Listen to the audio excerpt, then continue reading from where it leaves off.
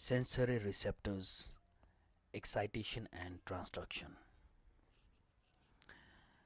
Sensory system is a part of nervous system. Receptor cells, along with the neural pathways and central nervous system, will lead to sensation or perception.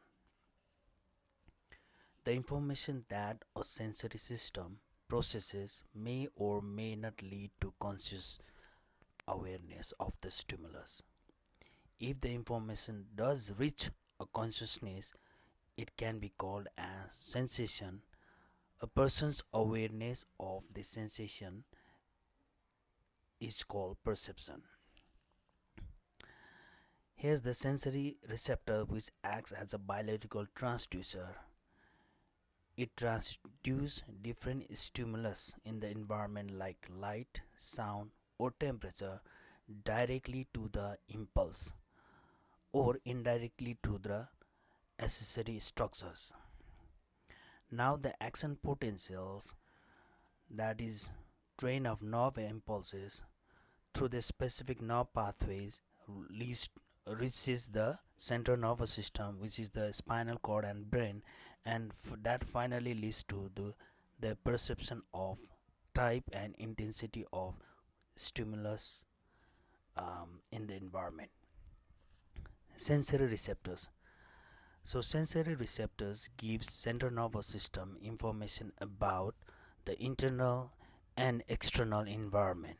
They act like a transducer. So therefore, sensory receptors are biological transducer that converts various forms of energy in the environment, which can be mechanical, sound, chemical, light, or thermal, into action potentials in a sensory neuron. Now these sensory receptors may be either specialized endings of afferent neurons, for example nociceptors or pain receptors, which is the free nerve endings, or it can be separate cells, for example taste receptors or photoreceptor, which is rods and cones. Receptor classification. Depending on the source of stimulus, which is Serrington's classification, receptor can be telereceptors or distance receivers. These receptors are concerned with events at a distance. For example, hearing receptor or organ of Corti, and smell, that is olfactory receptors. Exterior receptors concerned with the external environment nearby, and here mechanoreceptors are the examples of exterior receptors. Interior receptors, these are concerned with the internal environment, for example baroreceptors, which includes aortic arch baroreceptors and carotid sinus baroreceptor. This detects the change in blood pressure according to the type of stimulus energy. Now for this, adequate stimulus is required for receptor activation.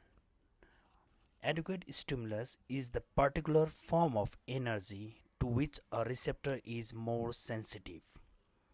Like mechanoreceptors, the adequate stimulus for the activation of such receptors can be touch or pressure.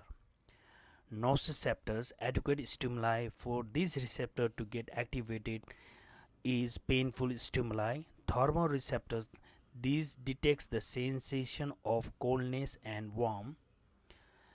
Chemoreceptors, these are mainly concerned with the receptors related to taste, smell, or chemical changes in blood, including carotid bodies and aortic bodies. These are chemoreceptors. Photoreceptors, which includes rods and cones, this informs about change in light and color. This is a picture of cutaneous mechanoreceptors. These receptors are present in the skin and respond to touch, pressure, vibration, pain, and temperature. A is Meissner corpuscles. These are rapidly adapting mechanoreceptors. B is Merkel-Dix, which is slowly adapting mechanoreceptor. C is nociceptor or free nerve endings, which is slowly adapting receptor. D is rapidly adapting mechanoreceptor Pacinian corpuscles, and E is Ruffini's endings. This is slowly adapting mechanoreceptors. Now, in the glabrous screen, there are mainly rapidly adapting Pacini and Meissner corpuscles. In the hairy skin, slowly adapting receptors are more in number, like Merkel-Dix and Ruffini's endings, while there is also the rapidly adapting hair plexus neurons in hairy skin. Meissner corpuscles is mainly responsible for change in texture and slow vibration. Pacinian corpuscle, it is for fast vibration and deep pressure.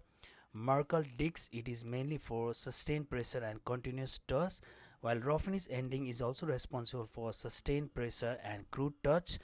And then free nerve endings, this detects the sensation like pain and temperature.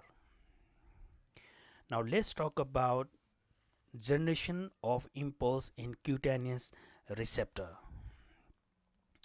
The initial step of sensory processing is the transduction of stimulus energy first into graded or local potential, also known as receptor potential, and then this graded potential will lead to the generation of action potential in the afferent neurons. Now this is best studied in Pacinian corpuscles, so that's why we'll talk detail on this Pacinian corpuscle.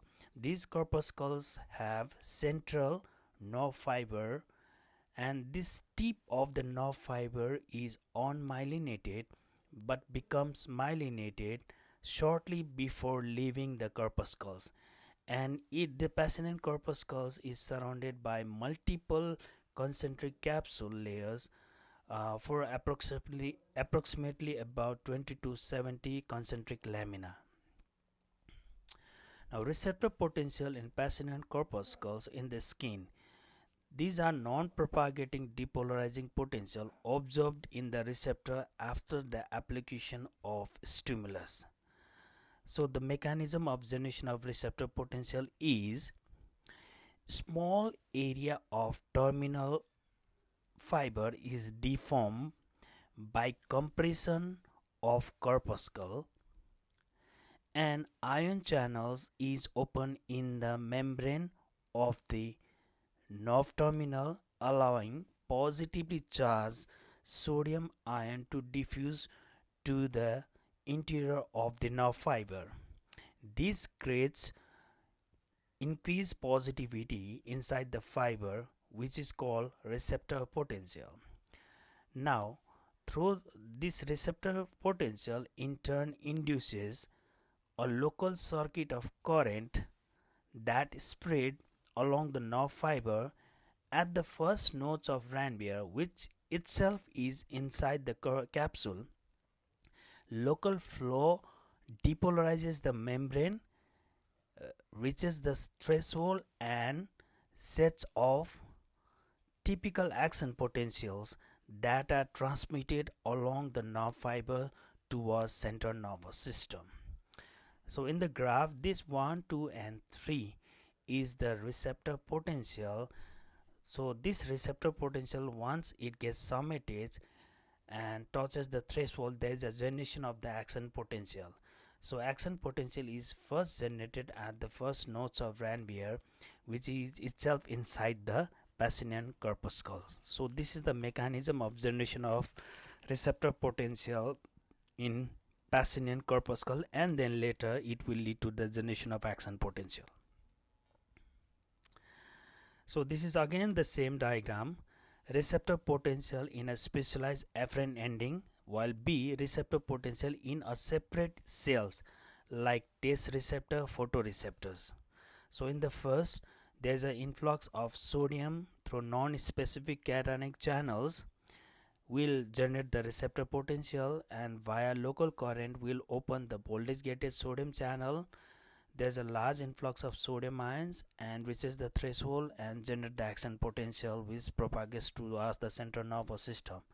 While in other one, the stimulus sensitive non-specific cationic channel, there's a sodium influx, there's a receptor potential or local depolarization which later lead to the opening of voltage gated calcium channel, and calcium is influx which leads to the exocytosis of the neurotransmitter. Now this neurotransmitter will act on the sodium channel present in the nerve terminal, will lead to the sodium influx. This sodium influx will later lead to the opening of voltage gated sodium channel in the nerve and generate the action potential which again propagate to the central nervous system. So patterns of action potential in a particular neurons is a code that provides information about the stimulus like its intensity, its location, and the specific type of input that is being sensed.